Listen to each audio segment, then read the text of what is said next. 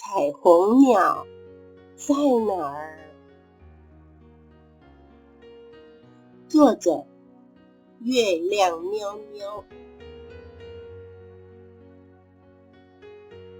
彩虹村的彩虹森林小学暑假的时候大淹水，所以黑熊校长就把山顶的别墅捐出来给小朋友当作新学校。从彩虹村到山顶走路的话要1个小时，所以黑熊校长请长颈鹿司机开校车载小朋友到新学校。开学第1天，彩虹森林小学的学生一大早就到站牌前排队等校车。小猴子俊俊最晚到，排在最后的他一副没耐心的模样，还不停地用鞋子踢着地。校车怎么还不来？再不来我就要自己走去山顶。说完，他便脱离队伍，独自往前走。俊俊，你再等一等，校车马上就来了。排在俊俊前面的小鹿大声地呼唤。小象说，俊俊，新学校在山上最顶端，走路要1个小时才会到。老师说大家要一起搭校车，不要自己一个人走。排在最前面的孔雀班长手叉着腰，大声地命令着，你快点回去排好。哼，我就是不想等，我偏要自己走过去。俊俊不理会孔雀班长，很快的跑走了。山路弯弯曲曲，走路实在太慢。俊俊跑进路旁的树林，攀着树枝荡过来荡过去。他想，只要一直往高处荡，一定能马上到达新学校。可是他荡了好久，手好酸好累，却一直在树林里。他觉得自己好像迷路了。俊俊继续荡来荡去，终于他看到了长颈鹿司机开的校车。等等我，等等我呀！俊俊大喊着，可惜没有人听到。他想，如果再往上荡过去，下一个转弯的地方就能遇上校车，到时候他只要跳到车顶上，就可以直接到学校了。俊俊快速的荡呀荡，一看到校车转过来，他毫不犹豫的跳到车顶上。没想到车子一个急转弯，他被甩落，又撞到山壁，痛得哀哀叫，哎呦好痛哦！长颈鹿司机马上停车，把受了伤的俊俊载到学校。犀牛护士帮他检查后说，最好到山下的医院做详细的检查，打个针。听到要打针，俊俊害怕的哭了起来。犀牛护士摇摇头说，看你下次还敢不敢乱跑，多等一下不就没事了吗？为什么这么没耐心呢？俊俊已经不是第1次因为没耐心而受伤，可是他就是学不乖。检查过后，医生建议俊俊在家休息2天。正在吃香蕉的俊俊看到妈妈端出一盘苹果，马上吐掉嘴里的香蕉，伸手抓了一个苹果。俊俊，妈妈说了多少次，吃东西要慢慢来，嘴里的食物要先吃完才可以再吃别的。我现在就想吃苹果。第1个苹果还没吃完呢，任性的俊俊马上又抓了第2个。俊俊，生气的妈妈正想骂他，刚好邮差来按门铃，妈妈只好先去收信了。不用上学的俊俊开始觉得无聊，他拿着电视遥控器坐在沙发上，一直不停地转台。讨厌，都没有好看的节目。他气得把遥控器丢在地上。没有电视可看，俊俊又拿出拼图来玩，可是怎么一片都拼不上呢？他发火地把拼图乱丢，我不拼了，拼图一点都不好玩。2天后，终于可以去上学的俊俊，虽然不敢再乱跑，可是排队上车的时候，排在最后的他还是急躁地喊着，前面的快一点好不好？怎么慢吞吞的呀？等得不耐烦的他还跑到前面，想插队先上车。俊俊，你不可以插队，快回到后面去。已经上车的孔雀班长从窗户探出头来，长颈鹿司机也高喊着说：“小朋友要乖乖排队，不要插队。”这个时候，小象和小河马用大大的身体挡住他，一同对他大吼：“臭俊俊，去后面排队！”没办法插队的俊俊生气地哼了一声，摸摸鼻子，回到队伍的尾端，最后一个上车。俊俊没有耐心的行为常常让同学很生气，有的时候他还会冲动的和同学打架，结果大家跟他越来越疏远。刚开始的时候他并没有什么感觉，但是日子久了，俊俊开始觉得没人和他说话，有点孤单，而且因为没有办法多等一下下，他还失去了吃点心和领奖品的机会。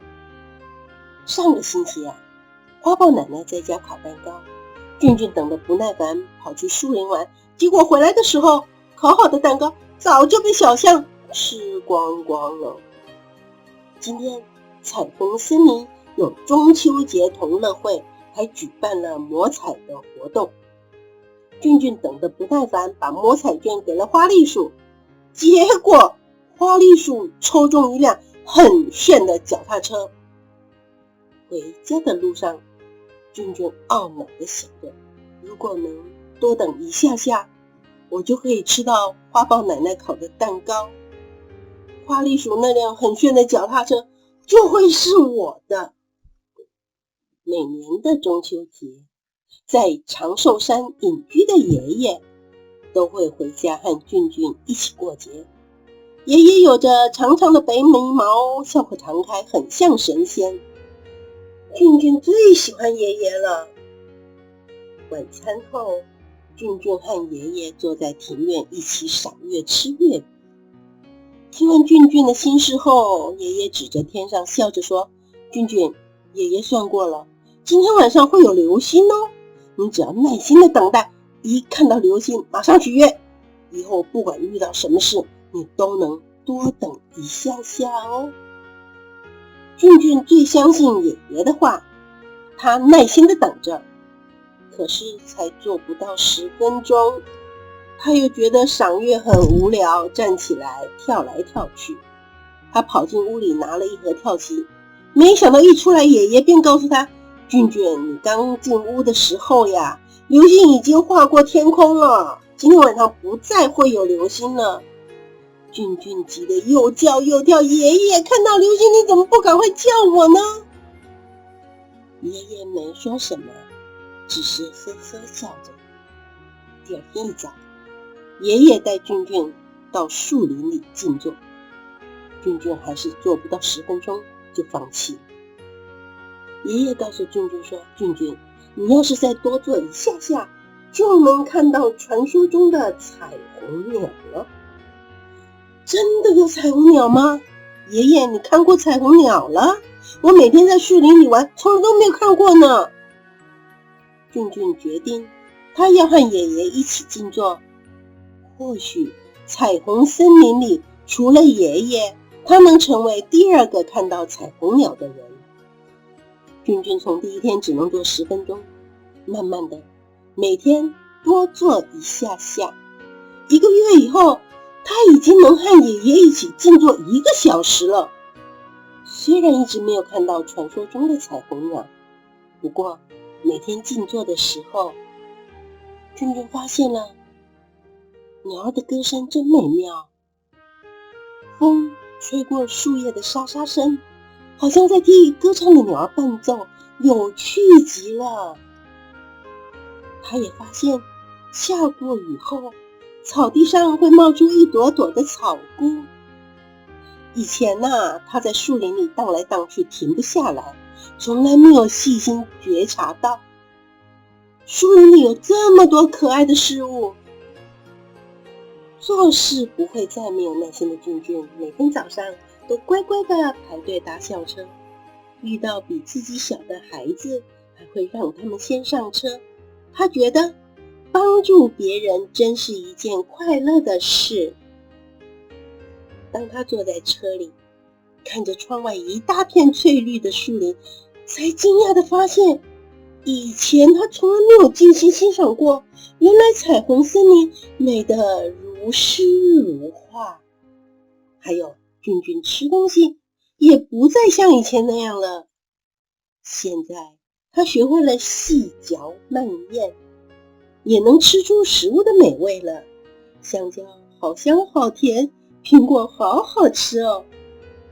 昨天花豹奶奶又买了材料烤蛋糕，俊俊不但耐心地等着，还会帮忙打蛋和筛面粉。小香的功课没做完不能来，俊俊还带了一块蛋糕给他。以前总是把蛋糕吃光光的小香又惭愧又高兴地说，俊俊谢谢你，你真好。星期天学校举行了园游会，黑熊校长准备了好多的魔彩奖品，俊俊一直等到最后一个大奖被抽出，终于黑熊校长念出号码20999，结果呀，俊俊得到了最大奖，是一台平板电脑。俊俊高兴的手舞足蹈，也庆幸这次没有等得不耐烦，又把摸彩券送给花栗鼠。这都是因为急性子的俊俊听了爷爷的话，学会平心静气，遇到事情都能冷静处理。爷爷回到长寿山前，还叫俊俊写书法呢，并且笑呵呵地告诉他说，俊俊做什么事都要有耐心、恒心，还要多用心，多等一下下，那么成功就在不远处咯。现在不管看电视或拼图，俊俊都很有耐心，不会因为找不到想看的节目生气地乱摔遥控器。他也能静下心来玩拼图，很快就拼出正确的图案，让他好有成就感。在学校，俊俊也是孔雀班长的好小帮手，不但会主动帮忙维持秩序，还会耐心教导学习落后的同学。慢慢的，俊俊成为班上最受欢迎的人，他也终于明白爷爷的用心。其实中秋节的晚上根本没有流星，树林里也没有彩虹鸟，爷爷只是希望他能多等一下下，做一个不急躁、温和又有礼的好孩子。这个故事就说完。